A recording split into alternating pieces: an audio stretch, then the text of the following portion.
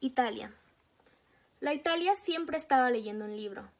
A veces nos tirábamos en el pasto y yo apoyaba la cabeza en sus piernas, y ella barría mi cara con su pelo, y me leía las historias de Lemebel o La noche boca arriba, diciendo el sueño maravilloso había sido el otro, con su voz raspada y calma, mientras yo me concentraba en su boca, en sus dientes claros y alineados. La Italia escribía cuentos para el Santiago en 100 palabras y participaba en los talleres de Balmaceda 1215. Y a veces yo le iba a buscar a sus clases para que tomáramos helado en el parque forestal. La Italia se llamaba Italia porque su mamá se había ido exiliada y se casó con un italiano. Y cuando volvieron juntos a Chile y tuvieron una hija, la bautizaron así, por el triunfo del retorno, y para no olvidar cómo era vivir el destierro. La Italia tenía 16 y estudiaba en un colegio privado al que podía ir con ropa de calle y al que podía llegar en bicicleta. La Italia, en vez de decir abuelos, decía nonos, y hablaba varios idiomas además del español, y conocía Europa y sabía que el día que terminara el colegio su vida iba a continuar en otro continente, lejos de acá y lejos de mí. La primera vez que la vi fue en una clase de pilates, en un gimnasio municipal de Providencia. Usaba las chasquillas gruesas y una cola de caballo larga y ondulada en las puntas. La espié toda la hora a través del espejo. Me gustaron sus pómulos acalorados, sus cejas oscuras y la concavidad de sus piernas delgadas. Imaginé que mi mano encajaría ahí perfectamente. A la salida de la clase le hablé y nos fuimos en bicicleta. Yo vivía en el centro, en el piso 20 de uno de esos edificios nuevos, cerca del Metro Universidad de Chile, y ella en un barrio de casas como la de mi pobre angelito, al borde del Cerro San Cristóbal. Esa primera vez que hablamos pedaleamos por la costanera y la fui a dejar. Su casa me dio miedo, como dan miedo las cosas que no se conocen. La chimenea, los árboles frondosos, la camioneta gigante estacionada afuera. Nos despedimos y me esforcé en olerla, y los días que vinieron me esforcé en prolongar esa ruta entre el gimnasio y su casa. Unas semanas más tarde ya nos enviábamos mensajes por celular, y ella me prestaba libros y yo enrollaba mis dedos en las puntas de su cola castaña. La Italia me escribió cartas en las que juntaba palabras que yo no pensaba que se podían juntar. Me llamaba por teléfono de madrugada, y en vez de hablar ponía la Noye, ese tema de Amélie. Y yo imaginaba que ese acordeón me decía ven, o no te vayas, o yo también. Con ella no me daba miedo caminar bajo la lluvia sin paraguas, o robar libros en las librerías de Bellas Artes. Con ella desaparecían nuestros años de diferencia y me sentía otra vez un escolar. Me gustaba que se llamase Italia y que me contara que en Francia vio la Mona Lisa y es un cuadro minúsculo y que en Inglaterra llueve tanto que no se puede salir a pasear. Yo le preguntaba qué se sentía andar en avión y cómo se veían las nubes desde el aire. Me gustaba su piel pálida y comparar sus lunares café claro con los míos café oscuro. Me gustaba tocarla y sentir cerca una piel como la suya, que yo cuando chica había añorado tanto, porque en mi colegio de barrio todas las monedas estábamos enamoradas del único rubio del curso, que a su vez estaba enamorado de la única rubia. En una lógica que más que racista respondía a las reglas del mercado, a la ley del exceso de oferta morena y la escasez del pelo claro. A veces salíamos de clases y caminábamos acarreando nuestras bicicletas con la mano. Llegábamos a la costanera y nos tirábamos ahí, entre los árboles, a frotarnos con desesperación, hasta las 9, 10, 11 de la noche. Cuando a la orilla del río era un soplido frío y algunos corredores seguían quemando calorías, vestidos con ropa deportiva de colores fluorescentes. Al principio todo lo que la Italia me contaba me ponía eufórica, feliz. Escucharle me abría el apetito por saber cómo vivía. Me embriagaba lo curiosa que era y lo estimulada que había crecido. Quería saber qué libros había leído en su niñez, si había hecho ballet o equitación, a qué edad había usado frenillos, cómo había aprendido a nadar.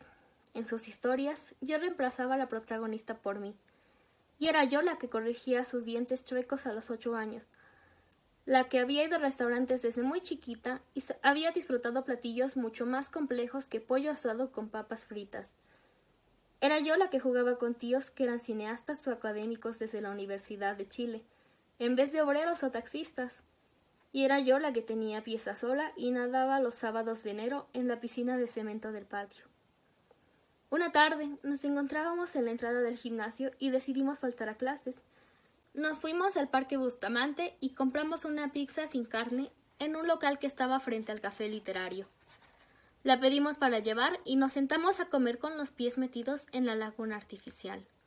Dije que la pizza estaba rica y la Italia se rió y me explicó que no se decía pizza, ni pizza, ni pizza, sino que pizza, como la Z de un zancudo estridente. Cuando la Italia me corregía, me inundaba una amargura extraña. Me gustaba que indicara mis errores, sentía que me volvía más fuerte, más válida para estar con ella. Pero al mismo tiempo me dolía no haber nacido con todas esas sabidurías chicas que se supone que son necesarias para que una persona ande firme por el mundo. Nos tiramos en el pasto y la Italia llenó la caja de la pizza con dibujos y frases. Me hubiera gustado guardar esa caja, leer su letra imprenta y reírme de sus chistes otra vez.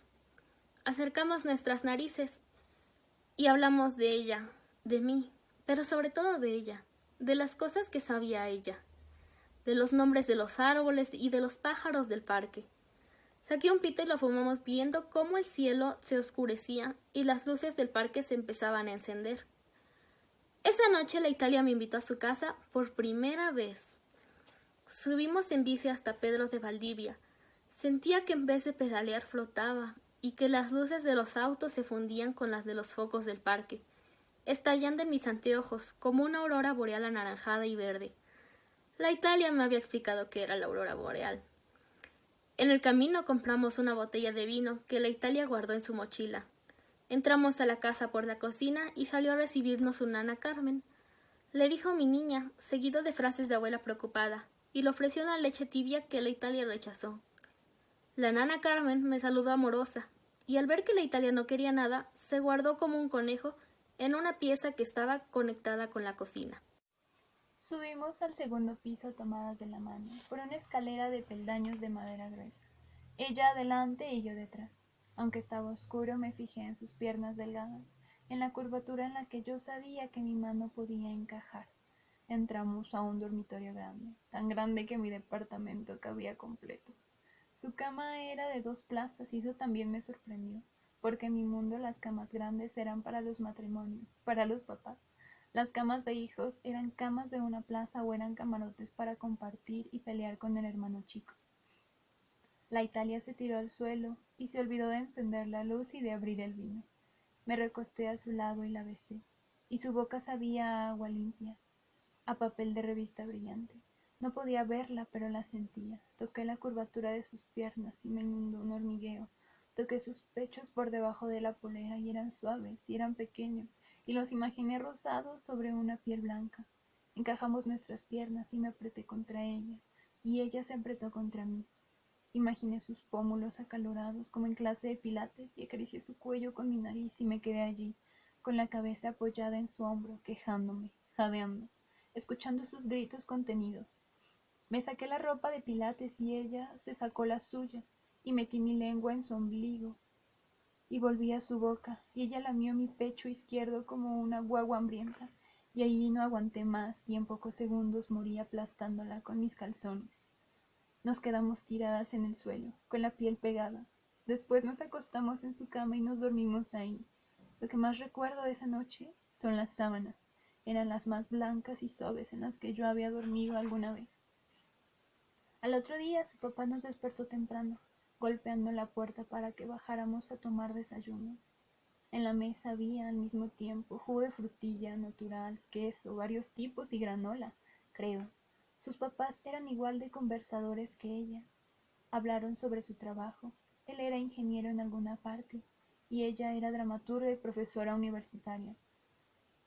Comentaban la actualidad con la radio cooperativa de fondo y me preguntaban qué hacía yo, cómo había conocido a la Italia. Les conté de las clases de pilates y de mí, que recién había terminado la pedagogía básica, que estaba trabajando en una escuelita en Recoleta, y que hace poco me había venido a vivir al centro, a un departamento que esperaba comprar algún día. No me preguntaron qué hacía mi familia o dónde vivía antes, no por falta de interés, sino por delicadeza. o por educación, como diría mi papá. Terminamos de comer y la nana Carmen recogió la mesa y la Italia me invitó a un recorrido por la casa. Las murallas eran blancas y los ventanales enormes, enmarcados en bordes de madera limpia y barnizada. Habían objetos extraños como relojes a cuerda, planchas de hierro y vitrolas de diferentes tamaños que la Italia me enseñó a echar a andar. Había un piano que, me explicó hastiada la Italia, no volvería a tocar jamás. En el muro contra el que estaba acomodado el piano había una especie de santuario a Italia, Italia el país, con cuadros, fotos y reliquias que no entendí, junto a 2 escudos de los apellidos de la familia. Como a las 11, la mamá de Italia ofreció llevarme al centro en su auto. Iba a dar una clase en la Católica a los niños talentosos de colegios de todo Santiago o algo así. Yo hubiera preferido irme sola en bicicleta, pero no pude evadir la propuesta. Era la Italia y su mamá contra mí. Subí a la pieza de la Italia a buscar mis cosas y estando allí me fijé en los detalles de su habitación. Era la de una princesa docta, una Barbie artista. Había una guitarra, muchos libros, cuadros pintados por ella y un escritorio de madera frente a la ventana. Era una casa de teleserie. Sobre el velador estaba su carnet. Se veía muy niña en la foto. Debía tener 13 años. Lo tomé rápido y lo guardé en mi bolsillo. Luego bajé al primer piso como si nada, como si no acabara de secuestrar un pedazo de la Italia para llevarlo conmigo. Nos subimos al auto. El papá nos ayudó a cargar la bicicleta. La Italia quiso acompañarnos y se sentó de copiloto. Yo me instalé atrás, sola. La Italia ponía discos para que conociera a esas cantantes francesas que en mi vida yo había escuchado y que a ella le gustaban tanto. La mamá y la hija conversaban y me daban la palabra como quien tira una pelota para jugar a las quemaditas. Yo respondía corto, sin consistencia. Iba absorta mirando por la ventana, sumergida en el corazón de Providencia, en el verdor intenso de sus calles y en la magnitud cinematográfica de sus casas. Doblamos por Avenida Portugal y la mamá estacionó el auto y me ofreció un billete, preguntándome si tenía cargada la bici, si necesitaba plata para llegar a mi casa. Yo contesté con honestidad que no, que muchas gracias, que me movía en bici. La Italia me miró con las cejas arrugadas y la mamá bufó. Yo no entendí. Bajé la bicicleta con torpeza y la Italia se despidió con un gesto frío que me desconcertó. Al llegar a mi casa, abrí el refri, metí el carnet de la Italia y no volví a sacarlo de ahí. Las semanas siguientes nos vimos en Pilates y no siempre fui a dejarla a su casa. Los mensajes por celular y las llamadas nocturnas empezaron a disminuir. La Italia se distanció de mí y yo de ella, de manera lenta pero sostenida, como 2 trozos de tierra en la deriva continental. Ya no disfrutaba jugando a reemplazarla en sus historias. Me dolía que ese ejercicio fuese solo una posibilidad. Tenía miedo de que llegara el momento de invitarla a mi casa. No me veía llevándole hasta Quilicura en micro, presentándole a mi mamá, cada día más rubia y más gorda, a mi papá, hablando con la boca llena frente a la tele, a una versión gigantesca y desganada de mí misma, sentada en el living minúsculo con el piso de Flexit. Entonces me escondí. Dejé de ir a Pilates, cambié el celular, hasta que no la vi más. Sin embargo, puedo adivinar perfectamente qué fue de ella. Sé que terminó el colegio, sé que le fue increíble en la prueba para entrar a la universidad y que de todos modos se fue a Europa con sus nonos. Sé que al final se instaló en Florencia o en Barcelona o una ciudad así, de película del Normandí, para estudiar fotografía o pintura o teatro con marionetas. Sé que trabajó allá, de garzona primero y en un centro cultural después. Sé que se emparejó con algún europeo alto y que vivió con él en un departamento con vista abierta a alguna ciudad antigua e iluminada. A veces pedaleaba por Santiago y me imaginaba que podía encontrarla. También pensaba que quizá ella me vería pasar y pensaría en mí, que añoraría las tardes que gastábamos leyendo sobre el pasto de algún parque. Me gustaba fantasear con la posibilidad de ser vista por la Italia y jamás enterarme de ella. Una noche pasé en bicicleta por el barrio Bellavista. frente a una de esas librerías donde entrábamos a liberar libros, como decía ella, pensando que era un lugar propicio para toparme. Entonces apareció. Llevaba el pelo muy corto, a lo Twiggy. Salía de la librería con un grupo de personas riendo con los dientes grandes. Nos cruzamos. Fue rápido. Algo de un segundo. Me clavé en su cara y el pecho se me acaloró, alegre o asustado. No sé. Ella me miró con ese instinto humano de responder a una mirada ajena, para defendernos de un posible cazador. Me pareció ver en su rostro una chispa de nostalgia, aunque no estoy segura. No me detuve a confirmarlo, solamente moví las piernas con fuerza, aumentando cada vez más la velocidad por la vereda.